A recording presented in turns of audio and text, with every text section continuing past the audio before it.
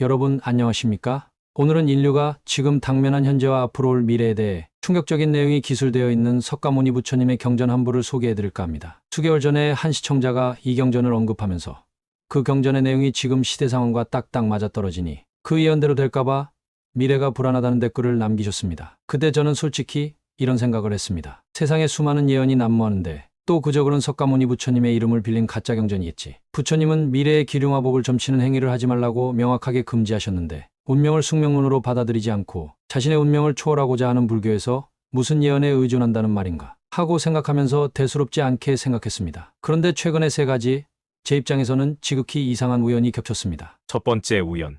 최근에 갑자기 그 시청자분이 댓글에 남겨주신 경전의 이름이 생각나 그 경전명을 한글 대장경에 검색해보았는데 정말 대장경에 있는 것이었습니다.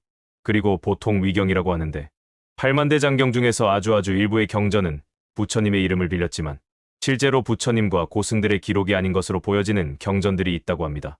그래서 저는 평소에 수많은 대장경의 경전들 중에서도 제가 존경하는 분이 추천한 검증된 경전들을 위주로 봅니다. 그런데 해당 경전의 내용을 보니 비록 여러분이 깜짝 놀랄 엄청난 내용을 담고 있음에도 내용의 여러 가지 면으로 보아 절대로 위경이라고 보기엔 어려운 부분이 있었습니다. 제게는 부처님의 진본 경전으로 보인다는 뜻입니다. 두 번째 우연. 대불정열의 밀인 수증요의 제보살만행 수능엄경, 보통 능엄경이라고 하는데 특히 수행을 하는 사람은 꼭 봐야 하는 아주 중요한 경전이 있습니다. 전 평소에 저의 개인적인 영감 따위는 최대한 무시하고자 하고 있으나 어제 관세음보살님에 관한 영상을 만들기 위해 원고를 쓰기 위해 자료조사를 하면서 오늘 소개할 경전에 나오는 비밀스런 핵심 단어에 대한 내용을 능엄경에서 우연히 보게 되었습니다. 과연 우연이었을까요? 세 번째 우연. 잠시 후 내용을 보시면 아시겠지만 충격적인 내용이 담긴 이 경전을 읽게 된 후에는 누구에게나 저절로 드는 공통적인 느낌들이 있습니다.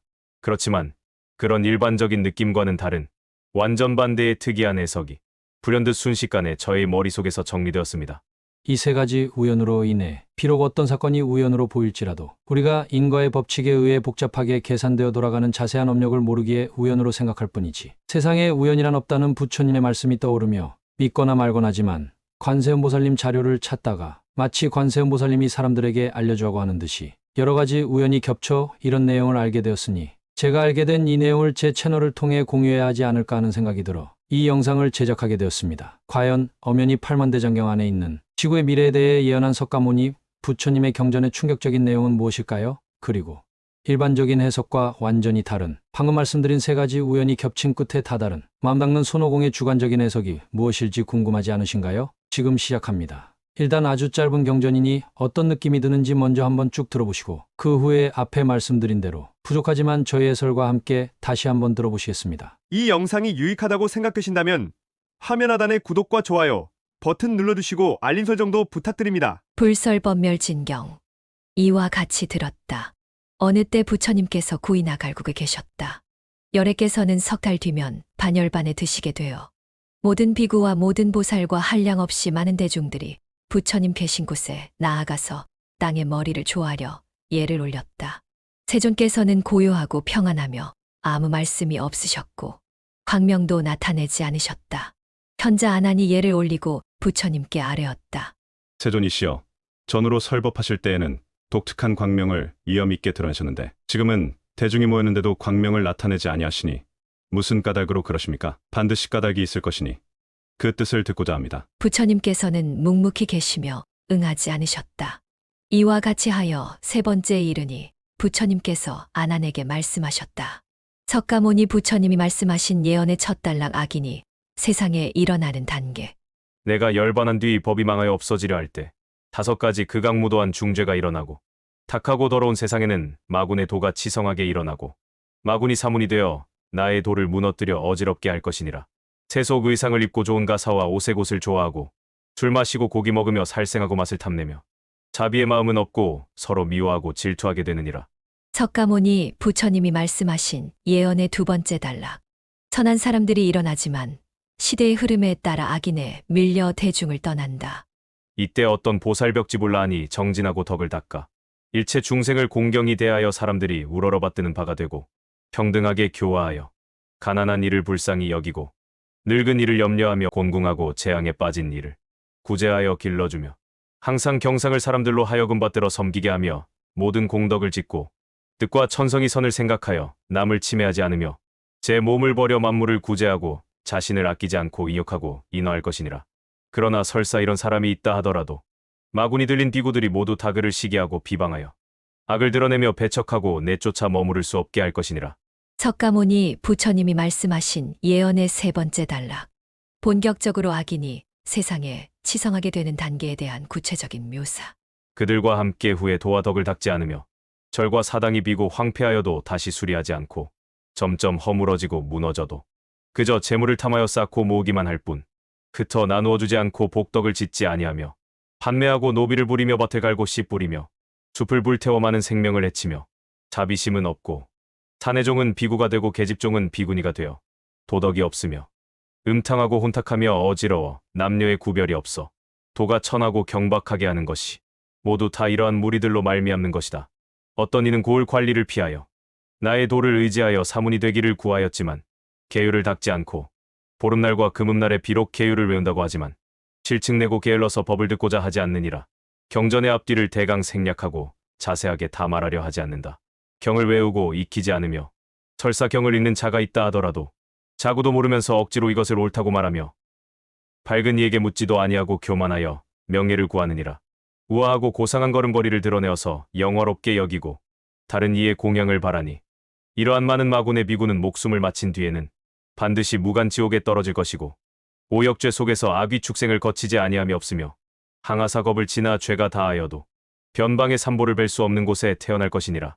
법이 멸하려 할 때에는 여인들은 정진하여 항상 공덕을 짓지만 남자들은 게으르고 교만하여 법의 말씀을 쓰지 않고 눈으로 삼은 보기를 더러운 흙같이 여기고 신심이 없느니라. 석가모니 부처님이 말씀하신 예언의 네 번째 단락. 법이 다하려고 하기 직전에 지구에 일어나는 현상에 대한 구체적인 묘사.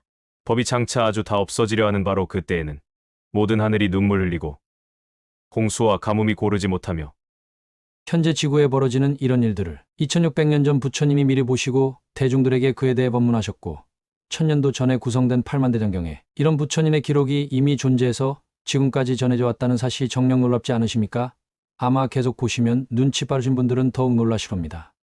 오곡이 익지 않고 쉽게 전파되는 병마가 유행하여 임종하는 자가 매우 많으며 백성들은 수고하고 고생스러우며 고을 관리들은 형벌을 혹독하게 적용할 것이다. 도리를 따르지 아니하고 모두가 어지러운 것만을 즐겨 생각하며 악한 사람은 점점 많아져서 바다의 모래 같고 선한 사람은 매우 적어 하나나 혹은 둘을 헤아릴 수 있을 뿐이다. 겁제에 다하려는 까닭에 세월이 점점 짧아지고 사람의 수명도 점점 짧아져서 40살의 머리가 휘어지며 남자는 음탕하여 정력이 다하여 젊어서 죽기도 하고 어떤 이는 60까지 살기도 한다. 남자의 수명은 짧고 여자의 수명은 길어 70세, 80세, 90세 혹은 100세까지 살기도 하느니라. 석가모니 부처님이 말씀하신 예언의 다섯 번째 단락. 사람이 임종 직전에 갑자기 정신을 차리고 회광반조하는 것처럼 불법이 다하려고 하기 직전에 마지막으로 부처님의 법이 세상에 밝게 빛나는 단계. 홍수가 호련히 일어나 기약할 수 없는 데 일어나 세상 사람들은 믿지 않기 때문에 항상함이 있다고 생각한다. 여러 세계 모든 중생들의 귀천을 막론하고 모두 물에 빠져서 이리저리 떠다니다가 물고기와 자라의 밥이 되느니라. 이때 보살과 벽지불과 나아는 문마군들에게 쫓겨나서 대중의 모임에 참여하지 못하고 삼승은 산에 들어가 복덕의 땅에서 편안하고 단박하게 자신을 지켜 기쁘고 쾌활하게 여기며 수명을 연장하고 모든 하늘이 호위하고 보호하여 월광동자가 세상에 나오면 서로 만나 함께 나의 도를 일으키리라. 다시 그 불법이 쇠퇴하고 다시 사람의 수명이 줄어 사람의 수명이 52살일 때 수릉엄경과 반주산매경이 먼저 변화하여 사라지고 12부의 경전은 찾은 뒤에 다시 없어지며 없어지고는 다시 나타나지 아니하여 문자를 보지 못하니라.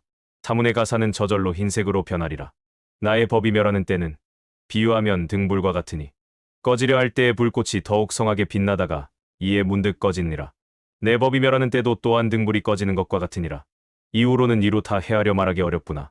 석가모니 부처님이 말씀하신 예언의 여섯 번째 단락. 여러 우여곡절 끝에 먼 훗날 지구에 다시 희망이 도래하다. 다음 대 부처님이 되실 미륵보살님이 지구에 오시는 단계.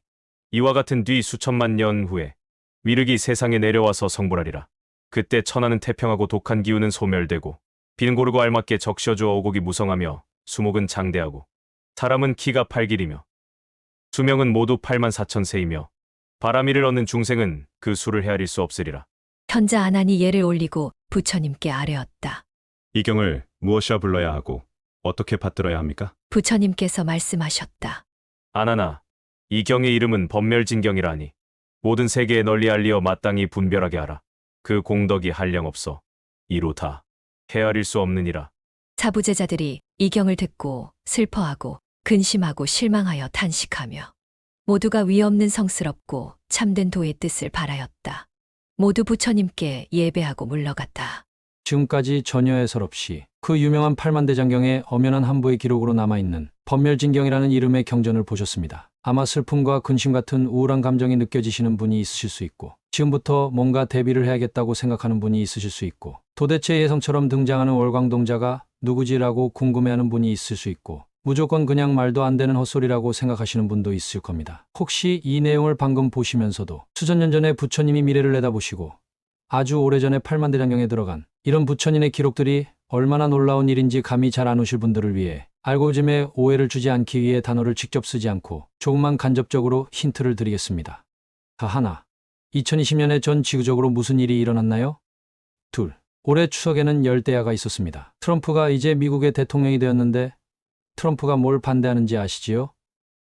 방금 보실 때 무슨 말인지 별 감흥이 없으셨던 분들도 제 힌트들을 생각하면서 해설과 함께 다시 보시면 정말 놀라실 겁니다. 저도 처음 볼 때는 크게 다르지 않았습니다. 그러나 잠시 후 완전 다른 해석에 들어갑니다. 그 전에 먼저 불교의 교리에 대해 명확하게 아실 필요가 있습니다. 첫 번째, 많은 분들이 잘못 아시는 것이 있는데 불교는 숙명론이 아닙니다. 운명계천론입니다. 균해조차도 숙명론이 아닙니다. 균해에 갇혀 팔고라는 고통을 겪으니 수행을 통해 그 집착을 풀어내고 윤회를 벗어나면 팔고를 겪지 않는다. 그것이 고진멸도라는 사성제입니다. 부처님은 일체 생명체가 고통을 여의고 행복을 찾게 하려고 지구에 오셨습니다. 고통을 여의고 행복을 찾게 한다는 것 자체가 불교는 완전한 운명개척을 위한 공부라는 뜻 아닙니까? 두 번째, 교육의 방법은 오직 칭찬만을 하며 희망적인 말만 하는 교육법만이 있는 것은 아닙니다. 오히려 이렇게 잘못하다간 미래에 원하지 않는 결과가 온다는 경고를 주는 교육법도 있습니다. 우리도 어렸을 때 부모님이나 선생님이 우리가 좋아하는 롤모델을 제시하면서 저 사람처럼 되고 싶으면 공부해라라는 말씀도 하시고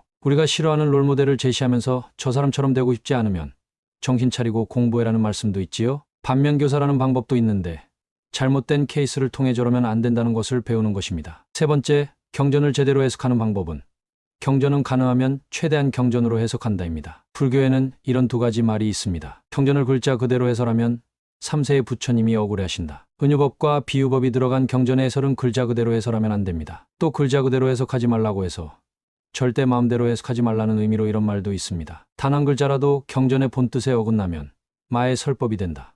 제가 수개월 전에 법화경에서 용녀가 부처님께 여의주를 주어 성불했다는 구절을 어떤 지도자가 불교 초보자에게 글자 그대로 말하고 자의적으로 해설하여 자신이 깨달음을 줄 테니 너도 여의주처럼 재산을 기부하라는 어처구니 없는 잘못된 해설을 듣고 한 초보자가 낭패를 본 사례를 소개드렸습니다. 따라서 부처님의 말씀이 담긴 경전은 역시 부처님이나 대보살님의 말씀이 담긴 경장이나 논장으로 해석하는 방법이 제일이라고 볼 수 있습니다. 그래서 이제부터 방금 말씀드린 세 가지 원칙에 입각한 저의 해설과 함께 경전의 내용을 다시 한번 보시겠습니다. 불설법멸진경.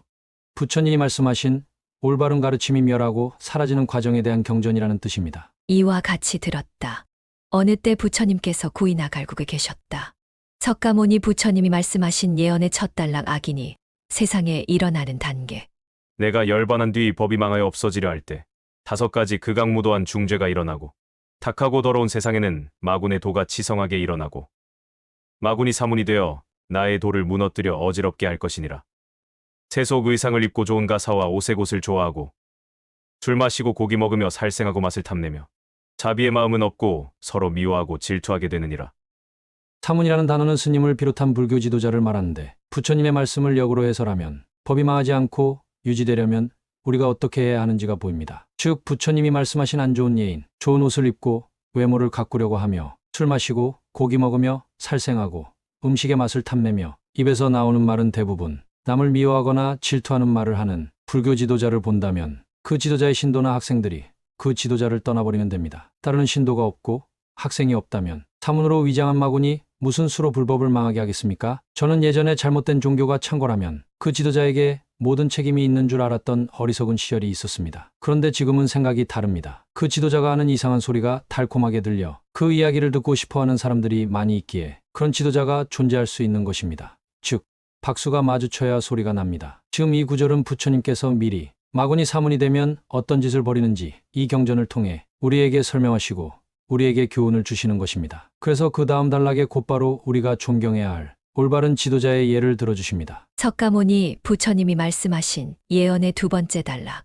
선한 사람들이 일어나지만 시대의 흐름에 따라 악인에 밀려 대중을 떠난다. 이때 어떤 보살벽집을 낳으니 정진하고 덕을 닦아.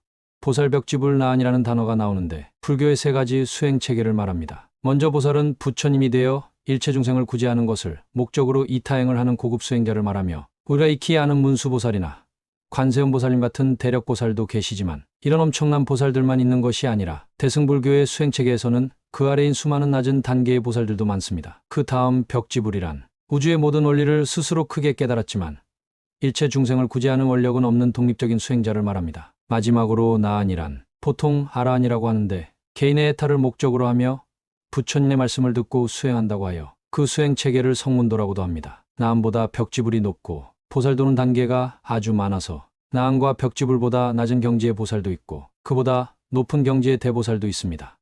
계속하겠습니다. 일체 중생을 공경히 대하여 사람들이 우러러받드는 바가 되고 평등하게 교화하여 가난한 이를 불쌍히 여기고 늙은 이를 염려하며 곰궁하고 재앙에 빠진 이를 구제하여 길러주며 항상 경상을 사람들로 하여금 받들어 섬기게 하며 모든 공덕을 짓고 뜻과 천성이 선을 생각하여 남을 침해하지 않으며 제 몸을 버려 만물을 구제하고 자신을 아끼지 않고 이욕하고 인화할 것이니라. 이런 분이 바로 진정한 불교의 지도자입니다. 그런데 아까도 말씀드렸다시피 순경계로 하는 교육법도 있지만 역경계로 하는 교육법도 있습니다. 학생이 잘못하는 경우에는 마치 금강역사 같은 따끔한 쓴소리도 있어야 합니다. 그러나 훌륭한 지도자는 마음속에는 언제나 중생이 잘 되기를 바라는 마음이 있습니다. 말로는 알아보기 어렵습니다. 그 사람의 실제 행위를 통해 판단해야 합니다. 그러나 설사 이런 사람이 있다 하더라도 마군이 들린 비구들이 모두 다 그를 시기하고 비방하여 악을 드러내며 배척하고 내쫓아 머무를 수 없게 할 것이니라. 석가모니 부처님이 말씀하신 예언의 세 번째 단락. 본격적으로 악인이 세상에 치성하게 되는 단계에 대한 구체적인 묘사. 그들과 함께 후에 도와 덕을 닦지 않으며 절과 사당이 비고 황폐하여도 다시 수리하지 않고 점점 허물어지고 무너져도 그저 재물을 탐하여 쌓고 모으기만 할 뿐 흩어 나누어 주지 않고 복덕을 짓지 아니하며 역시 역으로 해설할 수 있습니다. 법이 멸하는 시기를 막으려면 우리는 도와 덕을 닦고 자신의 집에 자신이 읽는 경전을 두시고 자신의 형편만큼 수행을 하시면서 마치 자신의 집을 절처럼 만드시고 넘치는 재물은 쌓지 마시고 어려운 사람들을 도와주면서 복덕을 쌓으라는 부처님의 말씀입니다. 판매하고 노비를 부리며 밭을 갈고 씨 뿌리며 숲을 불태워 많은 생명을 해치며 자비심은 없고 다른 사람을 노비처럼 이용하려 하지 말고 성방의 공동의 유익함을 생각하십시오. 실제로 많은 숲과 동물들이 사라지고 있습니다. 나무를 심고 인간의 입장만 생각하지 말고 터전을 잃어가는 동물의 입장도 생각해야 합니다. 사내종은 비구가 되고 계집종은 비구니가 되어 도덕이 없으며 음탕하고 혼탁하며 어지러워 남녀의 구별이 없어 도가 천하고 경박하게 하는 것이 모두 다 이러한 무리들로 말미암는 것이다. 종이란 말은 노예라는 뜻인데 여러 가지 의미로 해석할 수 있습니다. 그러나 가장 적합한 해석은 우리 인간 세계인 지구가 속한 욕계라는 세상은 재물명예 음식 이성 수명이라는 오욕락으로 돌아갑니다.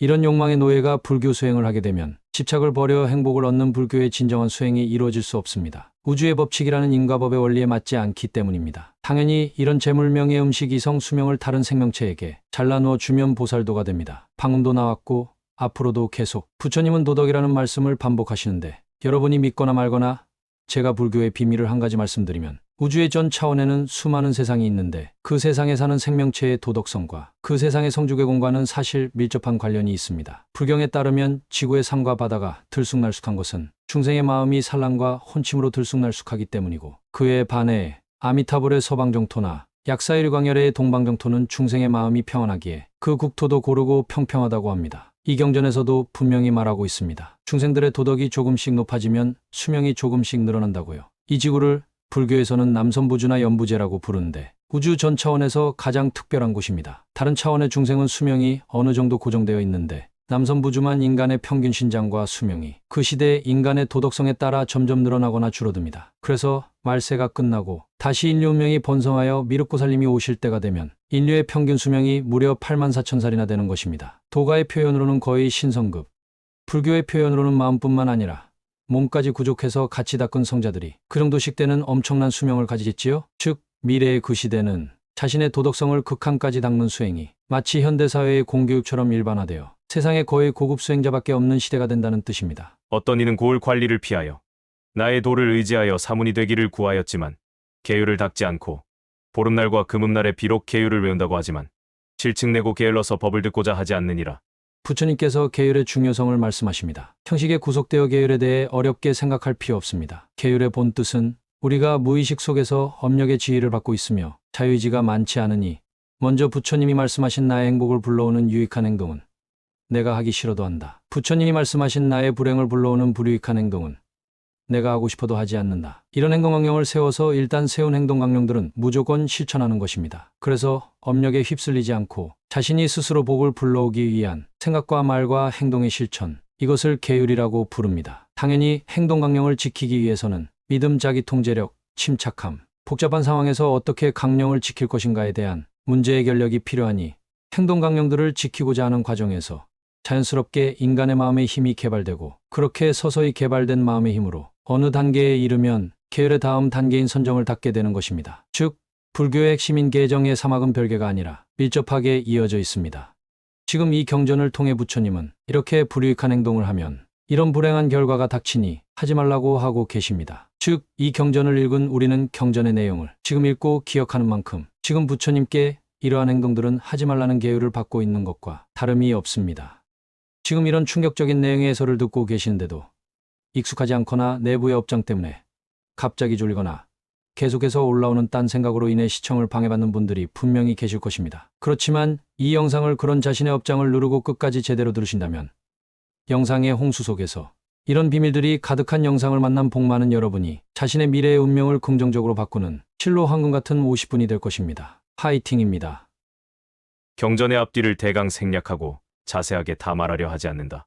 경을 외우고 익히지 않으며 설사 경을 읽는 자가 있다 하더라도 자고도 모르면서 억지로 이것을 옳다고 말하며 이제 부처님은 경전을 보는 방법도 말씀하십니다. 앞뒤를 대강 생략해서 한 구절에 집착하지 말고 경전의 내용을 면밀하게 들여다보고 가능하다면 조금씩 외우고 음미하면서 내가 잘못이 하는데 아는 척하고 있지는 않은지 항상 조심하면서 내 해석만이 맞다고 억지 부리지 말고 항시 더 깊은 뜻을 탐구하고 올바른 이해를 구하라는 뜻입니다. 예를 들어 기도를 하고 싶으면 내가 기도하는 다라니와 진언이 담긴 경전을 찾아보아 그 법을 펼치신 불보살이 그 다라니와 진언을 외운데 주의하라는 내용들을 공부해서 알아야 합니다. 그래서 제가 최근에 천수경의 원본 경전인 천수천왕 관세음보살 광대엄만 무해대비심 다란경을 소개해드리고 있습니다. 팔만대장경의 그 원본 경전에는 후대에 편집된 천수경보다 관세음보살님의 진정한 뜻이 훨씬 알기 쉽게 자세히 드러나 있습니다. 지금 해설 영상 직전에 제가 불교에는 이런 말이 있다고 말씀드렸지요. 은유된 경전을 글자 그대로 해설하면 3세의 부처님이 억울해하실 것이고 그렇다고 해서 자기 마음대로 해설해서 부처님의 뜻에 어긋나면 마의 해설이 된다. 밝은 이에게 묻지도 아니하고 교만하여 명예를 구하느니라. 우아하고 고상한 걸음걸이를 드러내어서 영화롭게 여기고 다른 이의 공양을 바라니. 부처님은 사성제에서 우리에게 고통을 안겨준 원인을 집착이라고 하시며 그 집착은 여러 가지 이름이 있는데 모든 집착의 뿌리를 근본번뇌라고 합니다. 근본번뇌는 탐욕, 분노, 무지, 오만, 의심, 사견이 있습니다. 모든 불교의 본질은 이 근본번뇌라는 수많은 전생들과 현생에 쌓은 집착의 뿌리를 뽑는 것입니다. 누적된 집착과 그로 인한 업장을 두 가지로 나누면 번뇌장과 소지장이라고 합니다. 그 중에 가장 깊숙한 집착은 바로 오만함과 아집입니다. 그래서 불교는 가장 먼저 귀의를 말합니다. 귀의란 나의 모든 것을 내려놓고 부처님의 가르침을 따른다는 뜻입니다. 일반인은 겸손함을 말합니다. 자기 스스로 잘났다고 생각하는 사람은 이미 그릇이 가득 찼기에 무언가 새로운 것이 들어가지 못합니다. 빈 수레가 요란하다. 벼는 익을수록 고개를 숙인다. 이 모든 말들은 구태연한 형식상의 말들이 아닙니다. 무량법문서원화, 불교에서 세우라는 기본적인 원령 4가지인 사홍서원 중에 하나입니다. 불량한 법문을 배우고 싶다면 먼저 자신이 빈 그릇이 되어야 감로에 물이 들어가겠지요? 제가 보기엔 부처님은 지금 이렇게 되면 잘못된다고 말씀하시면서 이 경전을 통해 공포를 조장하는 것이 아니라 중생들이 다가오는 말세를 늦추며 스스로 운명을 개척하는 것을 돕기 위해 참교육을 하고 계신 것입니다. 이러한 많은 마군의 비구는 목숨을 마친 뒤에는 반드시 무간지옥에 떨어질 것이고 오역죄 속에서 악귀 축생을 거치지 아니함이 없으며 항아사겁을 지나 죄가 다하여도 변방의 산보를 뵐 수 없는 곳에 태어날 것이니라. 법이 멸하려 할 때에는 여인들은 정진하여 항상 공덕을 짓지만 남자들은 게으르고 교만하여 법의 말씀을 쓰지 않고 눈으로 삼은 보기를 더러운 흙같이 여기고 신심이 없느니라. 역시 말세를 늦추고 싶다면 정진하며 공덕을 쌓고 게으르고 교만하지 말고 견문이 좁은 우물한 개구리일 뿐이면서 머릿속에는 온갖 잘못된 추측만으로 가득하지만 겸손하지 못해 스스로 불행을 불러오는 자신의 주관적 의견을 낮추고 전우주의 진리를 통찰하시고 중생을 행복하기 위한 부처님 말씀을 공부하며 부처님 공부하는 사람을 대우해주고 부처님 가르침에 대한 믿음을 일으키라는 말씀이십니다. 석가모니 부처님이 말씀하신 예언의 네 번째 단락. 법이 다하려고 하기 직전에 지구에 일어나는 현상에 대한 구체적인 묘사.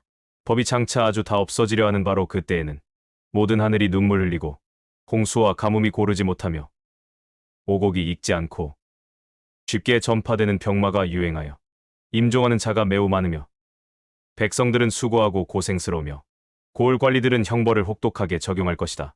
이 부분이 저에게 댓글을 남긴 시청자가 지금의 세상이 돌아가는 모양이 바로 이 구절을 말하는 것이 아닌가 하고 생각하는 부분이 될 것입니다. 그러나 생각해 볼 점이 있습니다. 부처님이 왜 정확히 언제라고 말씀 안 하셨을까요? 전우주의 일체 시간을 꿰뚫어보는 눈인 숙명명이 있고 전우주의 일체 공간을 꿰뚫어보는 눈인 천한명이 있는 부처님이 정말 그 시기를 몰라서 구체적인 시기를 말씀 안 하셨을까요? 제가 생각하는 그 이유는 정해진 운명이 어느 정도 있지만 자신의 노력에 따라 그 운명을 바꿀 수 있다는 것이 진정한 부처님의 가르침이기에 부처님 자신이 이런 말법시대에 이르면 일어나는 내용들을 말해줄 테니 보는 사람은 경전의 내용에 특히 주의해서 우리들 스스로 일어날 운명을 최대한 긍정적 방향으로 바꿔보라고 하신 것이 부처님의 본 뜻이라 일부러 구체적인 시기는 말씀을 안 하셨다고 생각합니다. 만물은 원인과 조건에 의해 무상하게 변하고 있습니다. 그것이 삼법인 중에 하나인 재행무상이지요. 그래서 우리가 지금 어떻게 도덕의 방향성의 흐름을 타느냐에 따라 미래에 영향을 미친다고 생각합니다. 원인과 조건이 조금이라도 바뀌면 결과도 조금이라도 바뀌니까요. 계속하겠습니다. 도리를 따르지 아니하고 모두가 어지러운 것만을 즐겨 생각하며 악한 사람은 점점 많아져서 바다의 모래 같고 선한 사람은 매우 적어 하나나 혹은 둘을 헤아릴 수 있을 뿐이다. 겁지에 다하려는 까닭에 세월이 점점 짧아지고 사람의 수명도 점점 짧아져서 40살의 머리가 희어지며 남자는 음탕하여 정력이 다하여 젊어서 죽기도 하고 어떤 이는 60까지 살기도 한다. 남자의 수명은 짧고 여자의 수명은 길어 70세, 80세, 90세 혹은 100세까지 살기도 하느니라. 역시 이 부분도 저에게 댓글을 남긴 시청자가 지금의 세상이 돌아가는 모양이 바로 이 구절을 말하는 것이 아닌가 하고 걱정스럽게 생각하는 부분이 될 것입니다. 팔만대장경은 수천 년 전에 쓰여졌지만 신기하게도 이 내용이 바로 지금 현 시대의 인간의 수명을 말하는 것 같으니까요. 하지만 안심하셔도 됩니다. 아직 이런 시대는 오지 않았습니다. 왜냐하면 여자의 평균 수명만 보시면 지금 시대가 이 내용이 맞지만 아직 남자 평균 수명의 조건이 충족되지 않았습니다. 왜냐하면 아직은 남녀의 수명이 그렇게까지 차이가 나지 않으니까요. 역사상 의학의 발달로 인해 지금까지 늘어왔던 80세에 육박하는 남자의 평균 수명이 60세 밑으로 줄어드는 시기가 와야 이 경전의 내용에 나오는 재난의 시기와 맞게 됩니다. 석가모니 부처님이 말씀하신 예언의 5번째 단락. 사람이 임종 직전에 갑자기 정신을 차리고 회광반조하는 것처럼 불법이 다하려고 하기 직전에 마지막으로 부처님의 법이 세상에 밝게 빛나는 단계. 홍수가 호련히 일어나 기약할 수 없는 데 일어나 세상 사람들은 믿지 않기 때문에 항상함이 있다고 생각한다. 여러 세계 모든 중생들의 귀천을 막론하고 모두 물에 빠져서 이리저리 떠다니다가 물고기와 자라의 밥이 되느니라. 이때 보살과 벽지불과 나아는 문마군들에게 쫓겨나서 대중의 모임에 참여하지 못하고 삼승은 산에 들어가 복덕의 땅에서 편안하고 단박하게 자신을 지켜 기쁘고 쾌활하게 여기며 수명을 연장하고 모든 하늘이 호위하고 보호하여.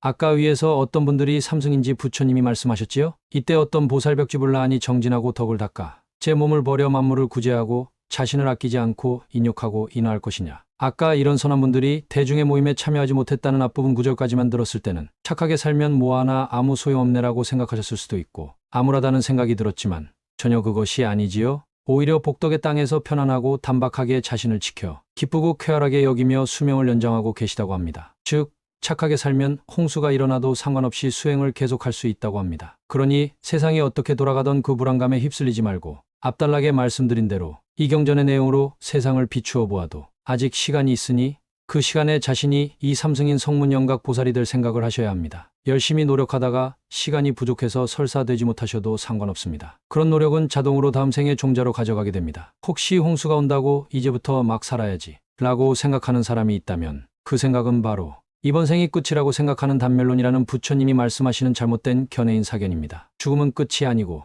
다음 생의 시작일 뿐입니다. 신통력이 없어 윤회를 직접 알지 못해 윤회가 있는지 없는지 의심하는 대부분의 사람들에게 교훈이 되는 옛 고승들의 말씀이 있습니다. 저번 생이 궁금한가? 이번 생에 자신이 받고 있는 업보를 보라. 다음 생이 궁금한가?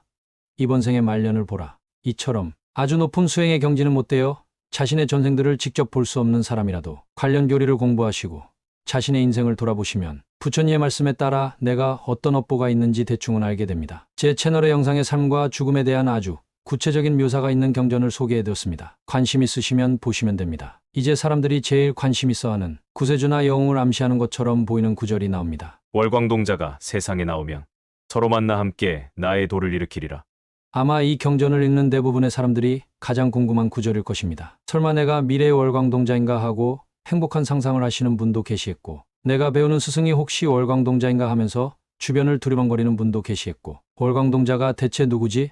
어디 가야 만나지? 이런 갖가지 상상과 의문들이 드실 텐데, 그런데 제가 해설하기 전에 은유법이 가득한 경전을 있는 그대로 해설해도 안 되고, 그렇다고 해서 경전의 내용을 마음대로 추가하거나 빼는 것도 안 된다고 했는데, 이 구절은 한글대장경에서 번역하시는 분이 월광동자라고 번역했지만 그 원본이 되는 한문대장경에서는 월광출세라고 되어 있습니다. 즉, 동자라는 단어를 한문에서 한글로 번역하시는 분이 임의로 추가하신 것입니다. 과연 이 번역이 맞을까요? 그러나 지금은 일단 이야기식으로 해설된 한글대장경의 내용을 존중하여 일단 월광동자가 세상에 나오면 이라는 한글 번역을 따라 해설을 해볼까 합니다. 그러나 지금 진행하는 경의 해설을 끝까지 다 들으신 후에는 전문 수행자 수준의 해설로 이 부분만을 다시 보시겠습니다. 아마 엄청난 비밀들이 쏟아져 나와 분명히 오늘 이 영상을 끝까지 보길 참 잘했다는 생각이 드실 것입니다. 그렇다고 지금 뒤로 넘어가시면 이해가 안 될 것입니다. 제 영상은 시간 순서에 따라 이해도가 따라가셔야 영상의 비밀들을 이해할 수 있습니다. 중간에 뛰어넘으면 이해가 어렵습니다. 오늘 제 영상의 목적은 불확실한 미래에 대한 예언을 전파하는 것이 아니라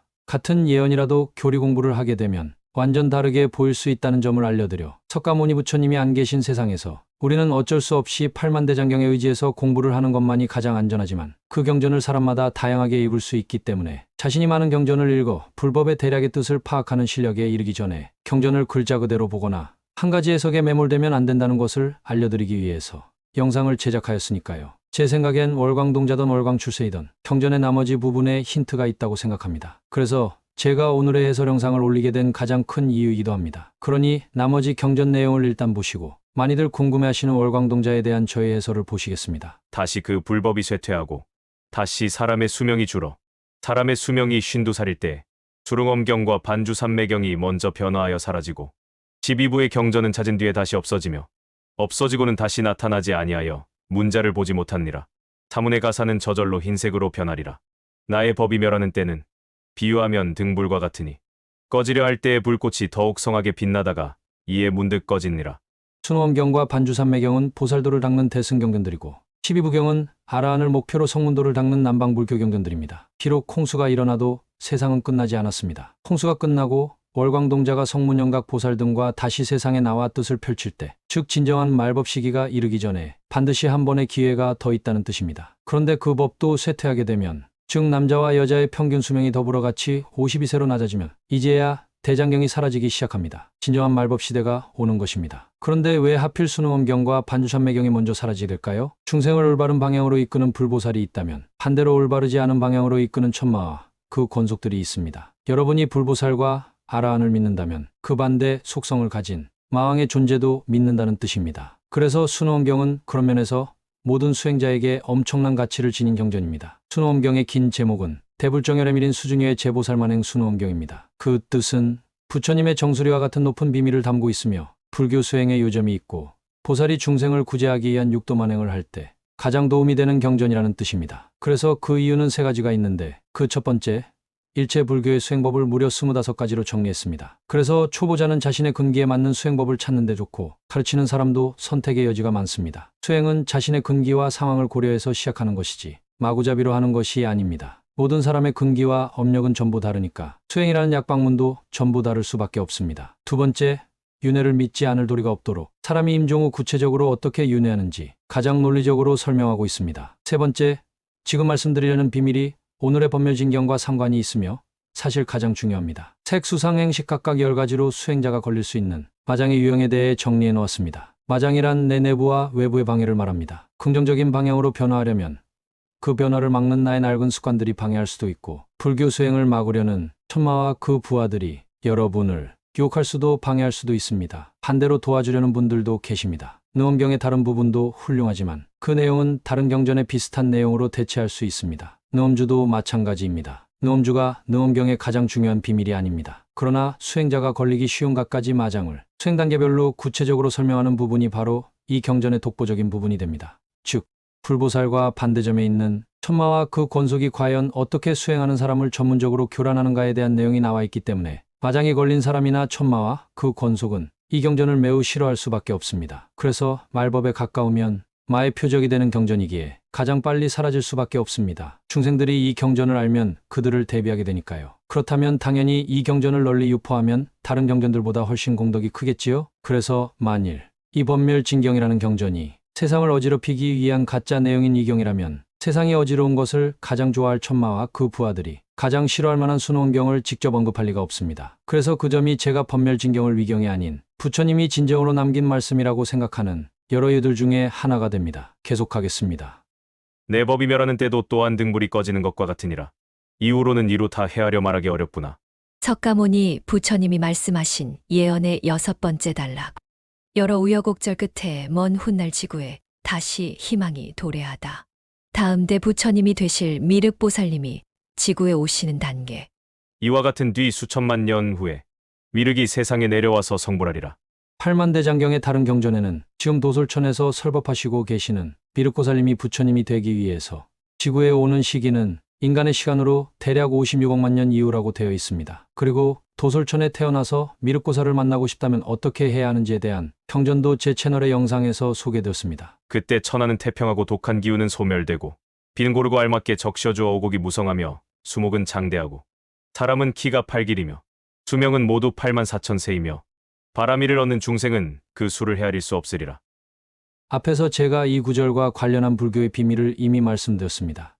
그 세계에 살고 있는 중생의 도덕성과 그 세계의 운명은 관계가 있다고요. 관무량 수불경, 아미타경 등 경전을 보시면 거기서 묘사하는 부처님의 불국토는 울퉁불퉁한 곳이 없고 평평합니다. 그곳에 있는 중생들은 수행의 경지가 높아 항상 마음이 평안하고 즐거우니까요. 그러니 말법시대가 지나 점점 사람들의 도덕성이 올라가서 미륵보살님이 부처님으로 성도하기 위해 지구에 오실 때쯤에는 그 시기에 인간의 복덕이 마치 복이 많은 천상세계의 천인처럼 인간의 키도 늘어나고 수명도 8만 살이 넘고 그 시기 인간의 도덕의 수준은 보시지계 인욕 정진 선정반야 육바라밀로 대표되는 바라밀이라는 수행을 누구나 닦을 정도까지 이르게 되는 것입니다. 사실 이런 현상이 일어나는 것도 우주의 인과법칙이 있습니다. 전우주 전차원의 일체 생명체는 난 수식 3가지로 나누어진데 나는 생명력, 수는 수명, 식은 인식작용입니다.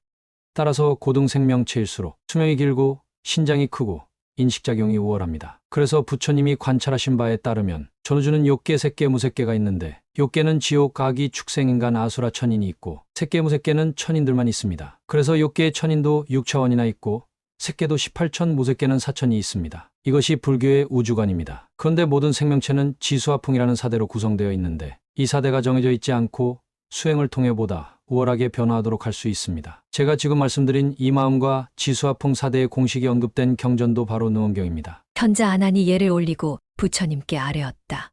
이 경을 무엇이라 불러야 하고 어떻게 받들어야 합니까? 부처님께서 말씀하셨다. 아나나, 이 경의 이름은 법멸진경이라 하니 모든 세계에 널리 알리어 마땅히 분별하게 하라. 그 공덕이 한량없어 이루 다 헤아릴 수 없느니라.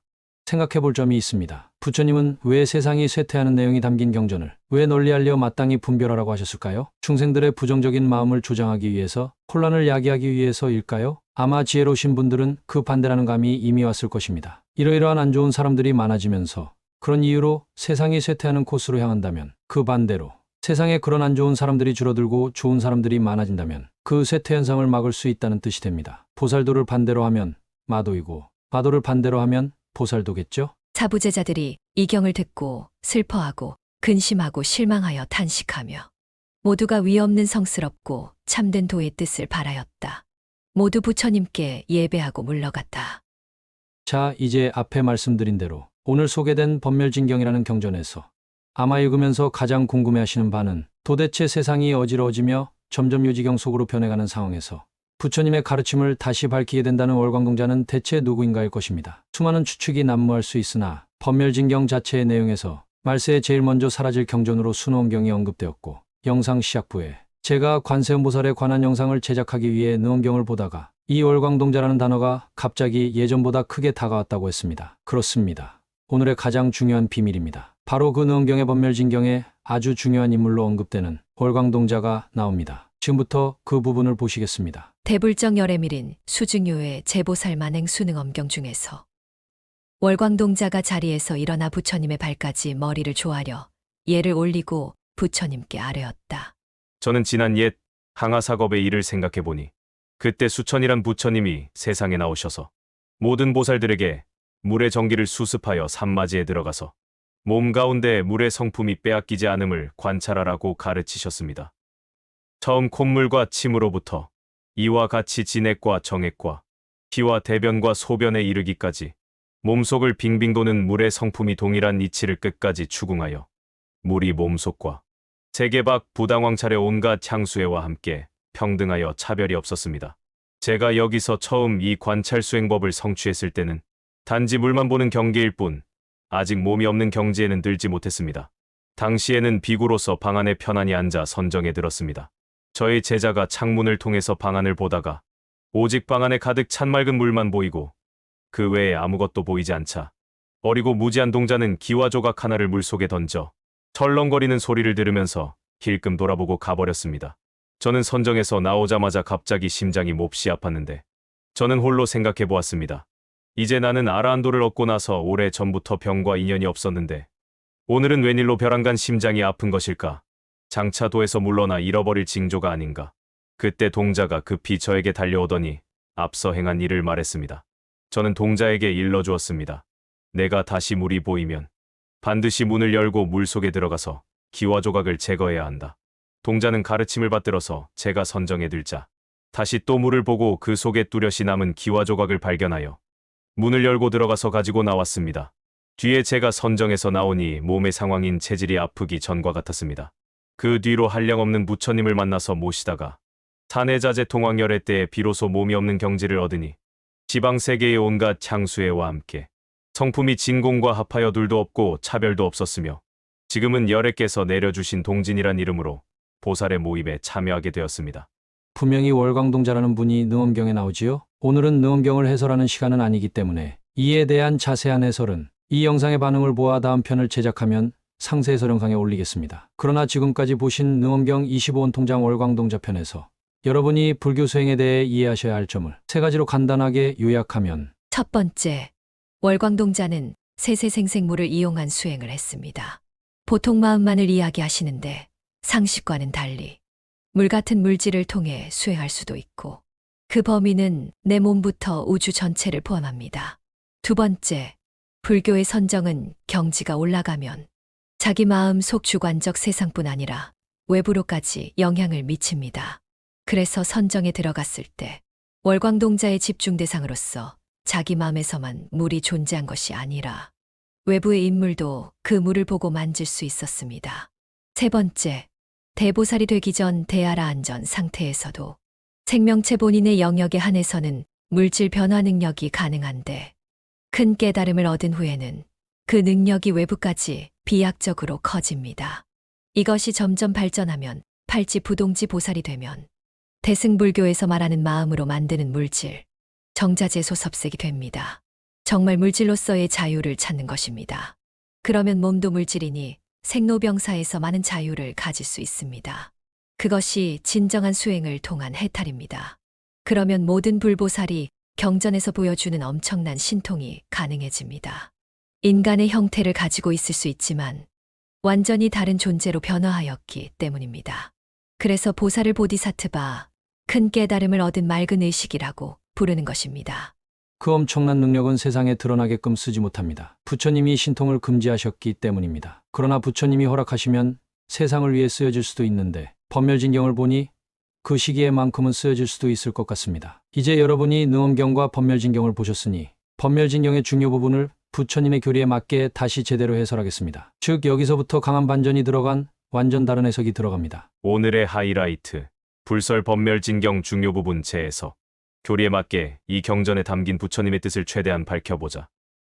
월광에서 동자를 추가해서 월광동자로 번역하면 장점이 있습니다. 능엄경을 읽은 사람의 한해 법멸진경을 능엄경과 연결지어 생각하기 좋습니다. 그러나 적지 않은 오해의 소지도 있습니다. 저는 이 경전을 번역하신 분이 월광출세라는 단어를 월광동자가 세상에 나온다 로 번역해서 동자라는 단어를 넣은 이유가 법멸진경에 능엄경이 나오기 때문인 것은 이해하겠으나 동자라는 단어를 넣으면 부처님의 본뜻에 맞지 않기 때문에 동의하지 않습니다. 두 가지로 오해가 발생되기 시작하는데 첫 번째 오해는 왜냐하면 동자라는 단어를 임의적으로 넣음으로 인해서 한 명의 사람이라는 뜻이 강해지는데 그것은 가뜩이나 의존하기 좋아하는 업력을 가진 중생들에게 불특정의 영이나 구세주를 기다리게 유도할 수 있습니다. 절대로 부처님의 뜻이 아닙니다. 불교는 자기 자신의 업을 수행과 선행을 통해 변화시켜 스스로 자신의 미래를 바꾸는 방법이지 단 한 명의 누구에게 기대는 종교가 아니기 때문입니다. 두 번째 오해는 설사 월광출세에서 월광이 말하는 것이 능엄경의 월광동자가 맞다고 해도 한 명을 말하는 것이 아닙니다. 능엄경에 25번의 최고의 수행법이 나오는데 그것이 그 25분이 대단하시니 숭배하기 위한 것이 아니겠지요? 그 수행법을 본받아서 우리도 그런 분들처럼 되고자 수행하기 위한 가이드라인입니다. 따라서 누구나 월광동자의 수관산매를 통해 육군대정을 얻고 더 나아가 안욕따라 삼막삼보리를 얻으면 그 시대의 월광동자가 되는 것입니다. 관자재보살, 관세음보살 등 보살의 이름은 한 명의 대보살을 말하기도 하지만 수행법을 의미하는 것입니다. 따라서 누구나 월광동자의 수행을 성취하면 그 시대의 월광동자가 될 수 있습니다. 그래서 저는 동자라는 단어를 넣음 번역하시는 분이 아는 사람은 찾아보라고 능엄경의 월광동자를 가리키고자 하는 훌륭한 의도는 알 수 있으나 그냥 월광출세, 즉 달빛처럼 은은하게 세상을 비추는 큰 깨달음이 세상에 나온다로 번역하는 것이 맞다고 생각합니다. 그러면 단 한 명이 아닌 수십, 수백, 수천 명이 될 수 있습니다. 즉 수행하는 사람 누구나 그 가능성이 있는 것입니다. 그것을 뒷받침하는 두 가지 근거가 있습니다. 첫 번째 근거, 특히 경전에 세상이 홍수에 덮이는 한 시험이 있다고 했습니다. 월광동자의 수행법이 보셨다시피 물을 이용한 수행법이니 물이라는 대상을 이용한 각종 수행에 굉장히 유리한 상황이 됩니다. 두 번째 근거, 월광동자를 월광출세로 바꾸어 달빛같이 세상을 은은하게 비추는 큰 깨달음으로 이해하면 앞부분도 완전 번역이 달라집니다. 이제부터 월광이 등장하는 앞부분의 중요 내용을 불교의 수행체계에 맞추어 재해석해 보겠습니다. 보살과 영각과 성문도 삼승의 불교 수행자들이 산에 들어가 있다가 월광동자가 세상에 나오면 서로 만나 진정한 말세에 이르 직견해 마지막으로 부처님의 도를 다시 일으킨다는 구절이 있었던 것을 기억하시지요? 삼승은 산에 들어가 복덕의 땅에서 이제부터 글자 그대로 해석하는 이야기 방식을 넘어 대승불교의 수행체계로 해설하겠습니다. 복덕지지, 복덕의 땅이라고 하는데 실제 땅을 의미할 수도 있습니다만 서방정토, 유리광정토라는 실제 땅도 있지만 규심정토, 정토경계라는 말도 있습니다. 사람이 마음을 청정하고 평안하게 닦은 경계를 형용하는 말입니다. 교리에 따르면 살아서 마음이 청정한 정토경계를 얻지 못하면 임종후에도 정토에 가지 못합니다. 정토의 조건은 선정능력과 선행공덕 두 가지이기 때문에 한 가지 조건이 충족이 안 되기 때문입니다. 그래서 이 뜻은 삼승의 도를 수행하는 사람이 그간 지혜와 복덕의 자량을 모았고 이제 선행이 통하지 않는 대중을 떠나 전문적인 폐관수행을 시작했다는 뜻이 될 수 있습니다. 편안하고 단박하게 자신을 지켜 기쁘고 쾌활하게 여기며 염박자수, 고요할 염 머무를 박, 스스로 자 지킬 수입니다. 고요하게 머무르며 스스로를 지킨다. 무슨 뜻일까요? 보다 분명하게 이해하기 위해 달마대사의 신법을 말씀드리겠습니다. 외식재연, 대상에 대한 집중을 통해 눈, 귀, 코의 몸의 감각을 상대해오던 외부의 끄달림이 잦아들고 내심무천, 내부의 망상번뇌도 찾아들어 호흡이 정지되고 심여장벽, 마음이 마치 담벼락처럼 되면 가입도 능히 도에 입문하게 되리라.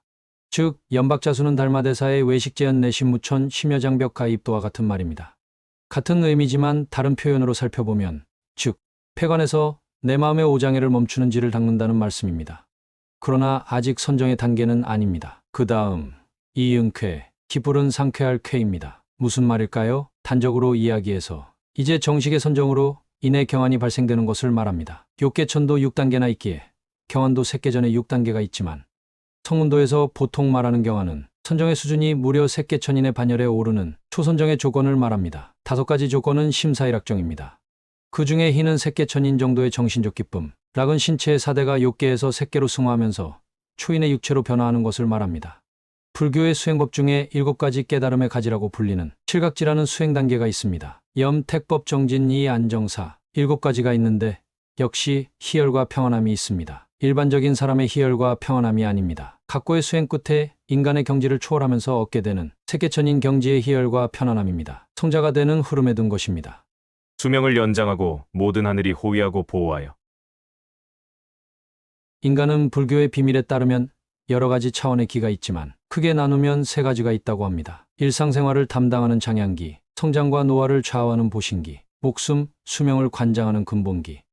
호흡 수행을 통해 수명을 관장하는 근본기까지 사람이 장악하면 정말 죽지 않을 수 있습니다. 그렇다고 수명을 연장하는 경지가 큰 깨달음을 얻은 후의 경지는 아니고 몸까지 닦아서 큰 깨달음으로 가는 중간 단계의 수행에 있습니다. 불교 수행은 단순 종교가 아니라 우주의 생명과학 같은 정말 위대한 것입니다. 현재 부처님의 4대 제자가 부처님의 분부에 따라 다음 미륵보살님이 세상에 오실 때까지 육체를 남겨두고 세상에 계시다고 합니다. 석가모니 부처님은 육신이 열반하신 지 2600년이 되었고 미륵보살님은 56억만 년 후에 나오시는데 육신을 세상에 남겨 기다린다는 것은 수명을 계속 늘릴 수 있다는 것과 같은 말이지요. 전문적 용어로는 유영주세라고 합니다. 마하가섭 존자, 곤도발탄 존자, 라울라 존자, 빈드로 존자 4분이십니다. 그래서 그 다음에 모든 하늘이 호위하고 보호한다는 구절이 나오는데 수행을 성취하면 이제 비로소 인천의 스승의 자격이 되었으니 부처님께 불법을 호위하기로 맹세한 천룡팔부가 그 사람을 호위하기 시작합니다. 육체의 수명을 연장하는 것은 대단하지만 아직 성운도이지 대승보살의 경지는 아직 아닙니다. 그래서 그 다음 구절은 더 높은 수행 경지가 됩니다.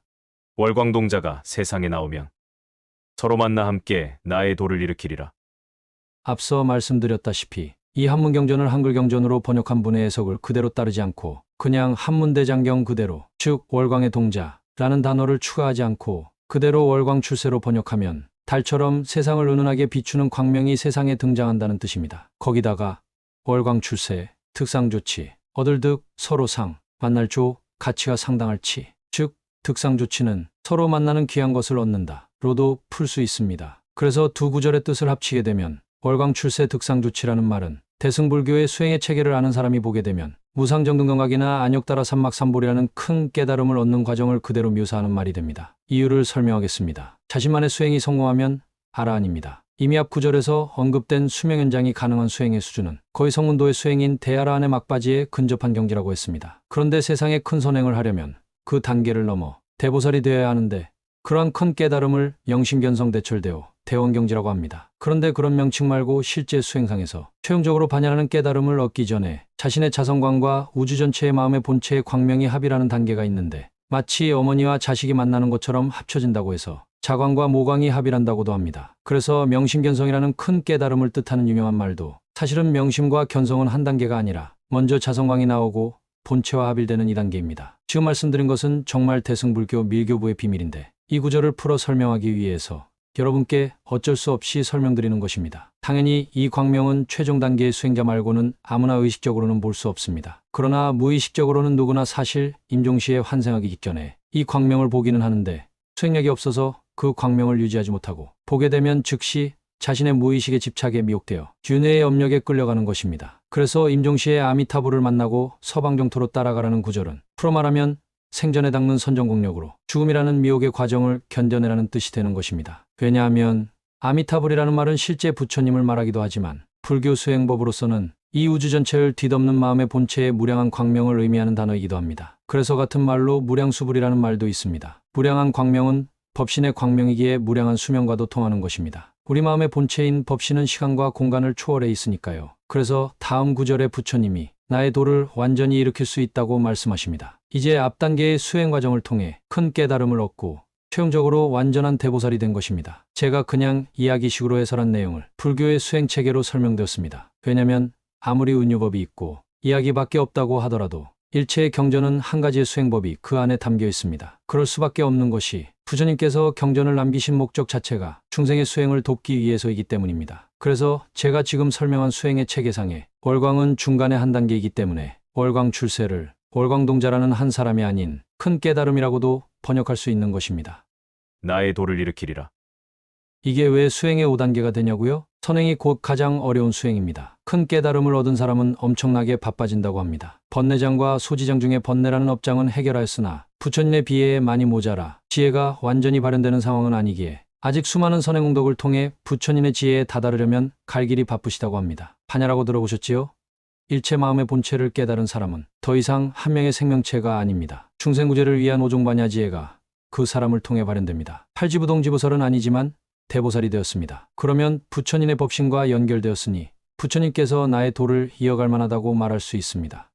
여러분, 이 영상을 여기까지 보셨다면 부처님의 말씀을 따라 남에게 내 운명을 맡기려 하지 말고 어떤 예언에 휘둘리거나 메시아나 구세주나 영웅을 기다리지 마십시오. 부처님이 말씀하시는 것은 누구나 어느 정도 정해진 숙명이 있지만 그 숙명도 우리가 수많은 과거생에 저지른 선악 무기업으로 발생한 것이고 따라서 그 인과 법칙을 활용하면 지금부터 정해진 숙명을 바꿔나갈 수 있습니다. 즉, 불교는 우주의 법칙을 활용한 일체 생명체의 고통을 해결하는 운명초월론입니다. 따라서 우리가 선행공덕과 수행공덕이 있다면 전 우주의 인과 법칙에 의한 우리의 선업력이 그 어떤 큰 재난이 와도 우리를 기적적으로 살릴 것이고 우리가 고통을 여의고 행복하기를 바라시는 자비로운 부처님의 이러한 자상한 법문과 안배에도 우리가 선행공덕과 수행공덕을 쌓지 않고 아랑곳하지 않고 계속 살던 대로 악업을 저지르면서 산다면 아무리 작은 재난이라도 우리는 만날 것입니다. 즉, 우리가 지금부터 어떻게 생각과 말과 행동을 하면서 선업, 악업, 무기업 중에 어떤 업을 주로 쌓느냐에 달린 것입니다. 지금까지 저의 해설을 통해 지금 우리 지구가 직면한 현재와 미래에 대한 부처님의 말씀을 총 3번이나 들어보셨는데 처음에는 해설 없이 어떤 느낌이 드는지 그냥 한번 들어보았고 그 다음에는 이야기식으로 전개된 한글 대장경대로 해설해서 일반적인 불교 수행 수준으로 들어보았고 마지막으로 불교의 수행체계에 맞게 경전을 수행법으로 분해해서 전문 수행자 수준으로 해설해서 들어보았습니다. 경전을 보는데 3가지 방식에 따라 완전 느낌이 판이하게 다르지 않으신가요? 그러나 제 해설이 100% 맞다는 뜻은 아닙니다. 제가 더 수준이 오르면 훗날엔 더 자세히 보이겠지요? 지금까지 보신 분들은 오늘 제가 전달하고자 하는 바대로 부처님의 말씀이라는 것은 정말 아는 만큼 보인다는 것을 알게 되셨으리라 믿고 수많은 비밀들을 알게 되셨으니 지금부터라도 경전 공부를 형편이 되는 대로 하시기 바랍니다. 마음 닦는 손오공 채널의 영상들이 조금은 도움이 될 것입니다. 오늘 올리는 이 영상의 반응을 보아 능엄경의 월광동자 부분을 상세 해설하고 이왕 해설한 거 법멸진경에 대한 더 상세한 해설을 다음 영상으로 올려드릴까 합니다. 앞으로 올라올 그 영상을 기다리실 분들을 위해 정보를 드리면 이 영상과 이어지는 다음 영상은 아마 썸네일과 제목이 마치 예언 같은 법멸진경보다는 지금 보신 능엄경의 내용과 관련이 있을 겁니다. 오늘 이런 내용을 처음 접하시는 분들은 생소하기 때문에 생각이 많이 안 나는 것이 매우 당연합니다. 그러나 지금 조용히 앞부분으로 돌아가셔서 영상을 다시 보시거나 나중에 시간이 날 때 몇 번 더 보시면 이해되는 부분이 점점 늘어나실 것입니다. 마음 닦는 손오공 채널은 부처님을 비롯한 성인이 남긴 심신수양의 기록들을 연구하여 사람들이 추상적으로 생각하거나 잘못 알고 있는 개념 속에서 스스로 중심을 잡으실 수 있도록 본질을 흐리지 않는 선에서 현대인이 이해하기 쉽게끔 실용적인 원리를 정리해서 전달하고 있습니다. 선행하는 사람을 돕는 것도 누구나 지금 당장 할 수 있는 가장 쉬운 선행입니다. 화면 하단의 왼쪽에는 멤버십 가입 버튼이 있고 오른쪽에는 슈퍼생스가 있습니다. 여유가 되시는 분들의 작은 후원은 더욱더 정성이 들어간 영상을 제작하는데 큰 힘이 됩니다. 제 채널인 마음 닦는 손오공에 대한 많은 성원 부탁드리겠습니다.